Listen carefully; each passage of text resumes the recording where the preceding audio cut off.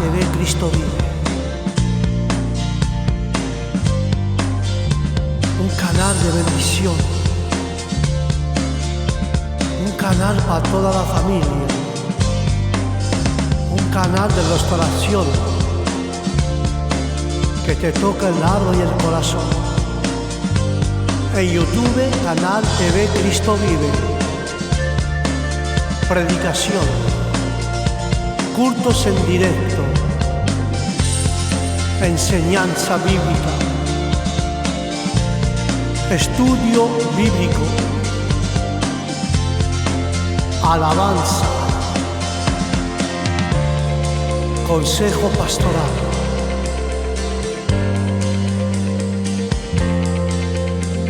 adoración, oración, lectura bíblica. Todo esto y aún más en YouTube, en canal TV Cristo Vive, con el pastor Juan. No te lo pierdas. Del lunes al domingo en tu canal de YouTube TV Cristo Vive. Su esperamos. Dios te bendiga.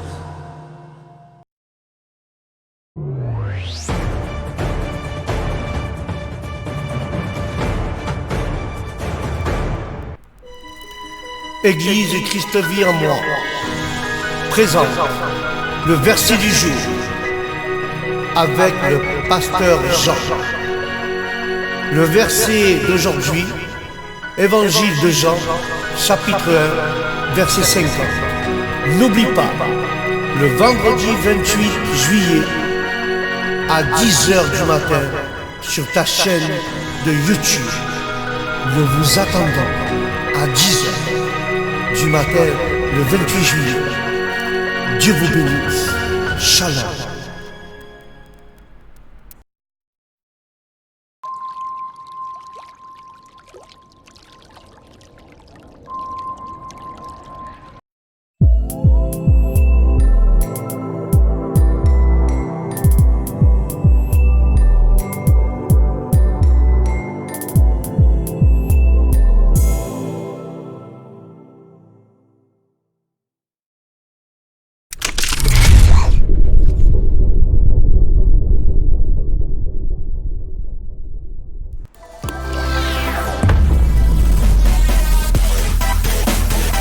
Le verset du jour.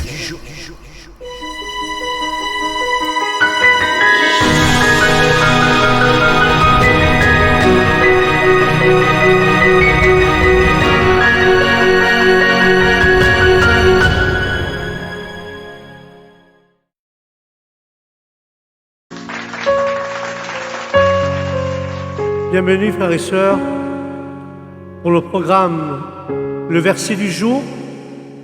Et aujourd'hui, avec la grâce de Dieu, le verset que nous allons voir ensemble, ceux qui ont une Bible, se trouve dans le livre de l'Évangile de Jean, chapitre 1 et au verset 50. Moi, j'ai pris la version Louis XXI et la parole de Dieu dira ainsi. Nous lisons la parole au nom du Père, du Fils et du Saint-Esprit.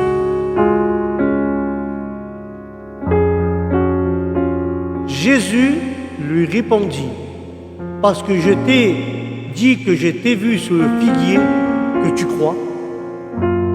Je répète. Jésus s'adresse à Nathanaël et lui dit, parce que je t'ai dit que je t'ai vu dessous le figuier, que tu me crois. C'est une question qu'il lui posa.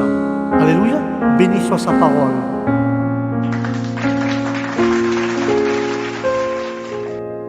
Là, nous voyons, frères et sœurs, que Jésus s'adresse à Nathanaël en disant « Tu crois parce que je t'ai dit que je t'ai vu, c'est pour ça que tu crois en moi. » Et le Seigneur, frères et sœurs, le Seigneur Jésus avait donné à Nathanaël deux preuves qu'il était bien le Messie. La première, il décrit la personnalité de Nathanaël et il avait vu alors qu'il était caché. Ces deux preuves qu'il a montrées, il a montré sa personnalité, qu'il était un vrai Israélite, et la deuxième preuve, c'était qu'il était caché sous le figuier. Alléluia. Dieu voit, même la parole lui dit, où tu pourras te cacher, que les yeux de l'Éternel ne peuvent pas te voir. Là, nous avons la preuve que Jésus a vu Nathanaël sous le figuier. Alléluia. Alors, prends cette parole pour toi qui m'écoute. Dieu te voit. Tout ce que tu fais, même les choses cachées, Dieu te voit. Amen. Quand tu pleures dans le secret, Dieu te voit. Quand tu es tout seul ou toute seule dans ton coin, Dieu te voit. Amen.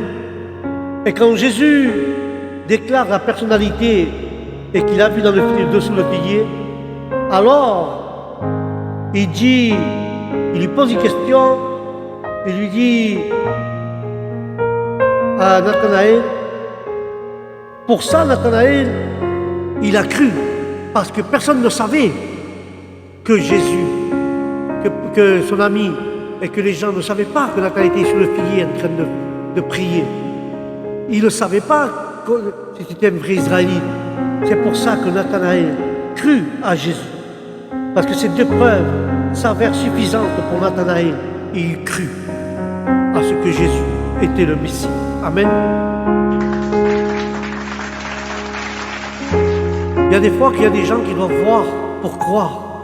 Mais bénis ceux qui croient sans voir. Alléluia. Et là nous voyons, alors que le Seigneur Jésus lui promet qu'il verrait de plus grandes preuves que celle-ci. Et chaque fois, frères et sœurs, chaque fois que Jésus introduisait une déclaration par l'expression en vérité, littéralement qui veut dire Amen et Amen, il prononçait toujours des paroles très importantes. Alléluia, très importantes. Et c'est pour ça que dans ce verset du jour, quand Jésus disait en vérité, Jésus employait cette expression, frères et sœurs, pour signifier l'importance de la vérité. Car Jésus connaissait Nathanaël avant leur rencontre. Amen. Mais Jésus sait aussi qui nous sommes réellement au nom du Christ. Dieu te connaît réellement si tu es vrai, si tu es faux.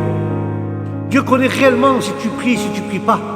Dieu connaît réellement si tu aimes ton frère ou tu n'aimes pas. Mais avant la rencontre, il disait, de rencontrer Nathanaël, parce que la parole dira ainsi, je te connaissais avant que tu sois tissé dans le ventre de ta mère. Dieu connaissait Nathanaël avant de sa rencontre, mais Dieu nous connaît aussi avant notre naissance. Dieu nous sait qui nous sommes réellement. Nous ne pouvons rien lui cacher à Dieu, frères et sœurs. Mais quand nous sommes devant lui, quand nous sommes devant Dieu, il est impossible de se faire passer pour une personne que nous ne sommes pas. Car Jésus sait réellement qui je suis, qui tu es. Il veut simplement que nous changeons notre comportement et que nous donnons notre cœur et que nous le suivons au nom de Jésus. C'est pour ça que Nathanaël lui a dit tout cela, pour que Nathanaël le suive, il croit en lui. Parce que la parole dit que la parole vient de ce qu'on entend, et ce qu'on entend vient de la parole de Dieu. Et celui qui croit à la parole, qui se baptise et qui suive le Maître. Amen. Et c'est pour ça que ici, frères et sœurs, nous voyons ici l'importance de ce verset. Ici, Jésus donna à Nathanaël un aperçu de l'époque future où il reviendrait pour régner sur toute la terre. Le monde saura alors que le fils du charpentier qui vivait dans la ville méprisée de Nazareth était véritablement le Fils de Dieu et le roi d'Israël.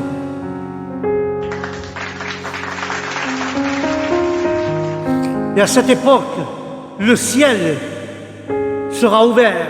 La faveur de Dieu reposera sur le roi lorsqu'il régnera sur le monde à partir de Jérusalem, sa capitale. Selon toute vraisemblance, Nathanaël est en train de méditer l'histoire de l'échelle de Jacob. Cette échelle que les anges montaient et descendaient était le symbole du Seigneur Jésus lui-même, le seul chemin pour aller au ciel. Les anges de Dieu montaient et descendaient au-dessus du Fils de l'homme. Les anges sont les serviteurs de Dieu, en se déplaçant comme des flambeaux et comme des flammes de feu pour le servir. Mais quand Jésus régnera comme roi, ces anges se déplaceront sans cesse entre le ciel et la terre, afin d'accomplir la volonté de Dieu.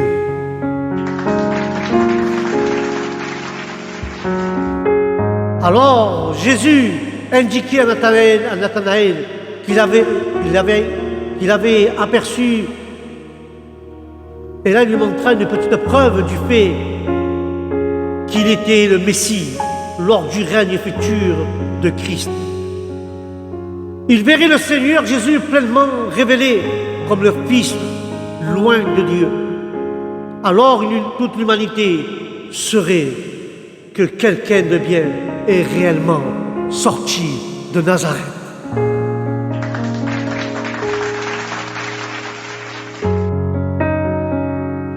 Quel verset magnifique, frères et sœurs. Et là, nous avons la preuve, frères et sœurs, que ces paroles que Jésus avait adressées à Nathanaël, un croyant, Nathanaël était un croyant dont la foi était simple et confiante, comme celle d'un enfant qui accepte Jésus comme le Fils de Dieu et le roi d'Israël. Mais sur la base d'un seul témoignage décisif, ceux qui veulent ouvrir les yeux verront.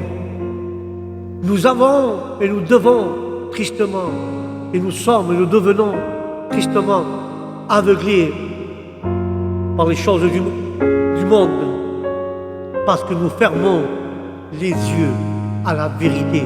C'est pour ça que nous sommes aveugles, car nous ne voulons pas croire, nous ne voulons pas voir la vérité, et nous fermons les yeux dans ce monde pour ne pas voir la vérité. Amen. Mais Dieu nous demande d'ouvrir nos yeux pour voir la vérité. La parole de Dieu, elle disait, tu verras de plus grandes choses que celles-ci. Et nous avons déjà vu beaucoup de choses, Seigneur. Mais le Seigneur nous a montré de grandes choses insondables, pour lesquelles nous louons son nom. Mais il existe de plus grandes vérités dans sa parole, de plus grandes profondeurs à vivre, de plus grandes mesures de communion fraternelle, de plus grandes œuvres utiles, de plus grandes étendues à découvrir au sujet de la puissance et de l'amour et de la sagesse du Dieu divin au nom de Jésus.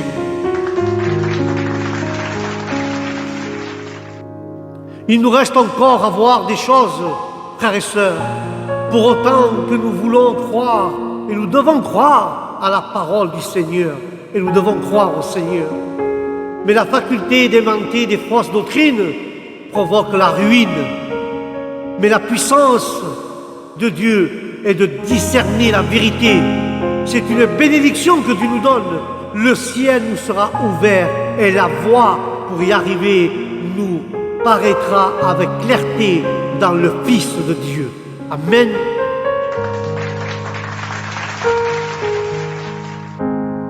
Toute activité angélique qui se déroule entre le royaume céleste et sur cette sphère et sur ce bas monde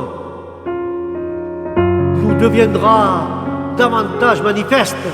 Mes frères et sœurs, gardons les yeux ouverts vis-à-vis des objets spirituels et attendons-nous à voir toujours davantage, car croyons que notre vie ne s'éteindra pas dans le néant, mais que nous serons toujours en croissance, voyant des choses toujours plus grandes, jusqu'à ce que nous contemplions le grand Dieu lui-même pour ne plus jamais le perdre de vue.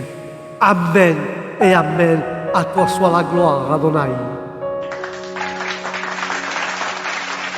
Faut pas, frères et sœurs, que notre vie s'éteigne de néant. Quand ici nous fermerons les yeux, nous ouvrirons les yeux là-haut, à infraction de fermer et ouvrir. Nous verrons et nous contemplons le grand Dieu que nous avons, et nous le serons avec lui à jamais. Et jamais nous allons le perdre de vue, car nous, toute l'éternité, nous voulons l'adorer. Nous l'adorerons pour toute l'éternité, et nous le voyons pour toute l'éternité, au nom de Jésus. Mais avant cela, frères et sœurs, nous devons nous comporter comme des vrais chrétiens. Nous devons nous comporter comme Dieu demande. Alléluia. Et je vais conclure avec cela. Tu verras, frères et sœurs, de plus grandes choses que celles-ci. Je ne sais pas les choses que tu as vues. Si tu as vu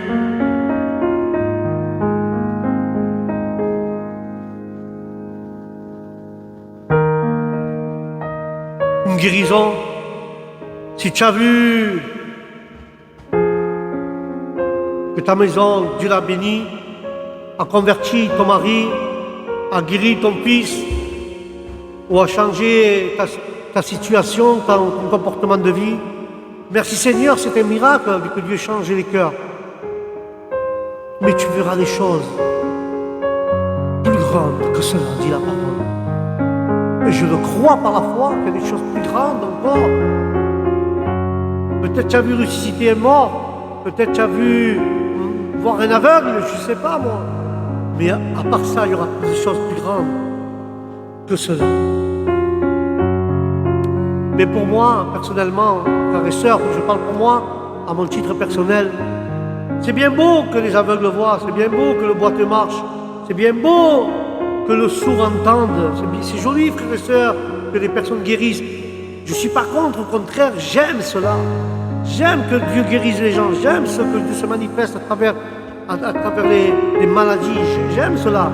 Mais pour moi, personnellement, le plus grand miracle pour moi, c'est qu'une personne qui était, excusez-moi pour l'expression, alcoolique, qui était drogué, qui était méchant, qui était bagarreur, qui était, on va dire comme ça, un voyou, qui voulait rien comprendre, qui voulait pas entendre parler de Dieu. Et là, il rentre dans une église, Dieu le touche, change son cœur et se convertit. Et là, il fait plus qu'il fait, tous ses péchés mauvais, il ne le fait plus. Il se convertit.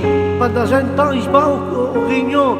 Puis Dieu, peut-être, l'appelle au service. Et il sert Dieu. Comme ça, il y a des pasteurs qui avaient une mauvaise vie. Une vie de voyou, une vie de voleur, une vie qui n'agradait pas les yeux de Dieu. Il ne faisait pas plaisir à Dieu.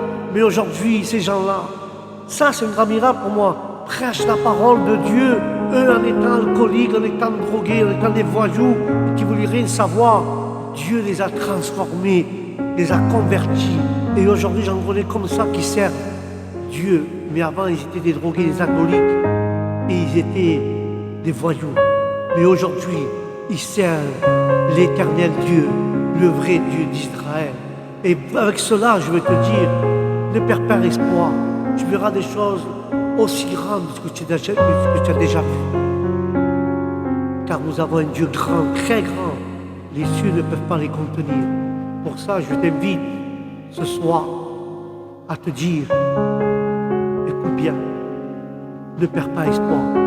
Ces choses, tu verras de plus grandes choses que celles que tu as déjà vues. Amen. Que Dieu te bénisse. Voilà, frères et sœurs, c'était le verset du jour d'aujourd'hui. Jean 1,50, tu verras des choses plus grandes que celle-ci. Et je le crois par la foi. Sur ce, frères et sœurs, je vous dis au prochain programme, que Dieu vous bénisse, que la paix de Dieu soit dans votre esprit, dans vos cœurs, dans vos maisons, dans vos familles. Et je vous dis au prochain programme, que la paix de Dieu soit avec vous. Shalom.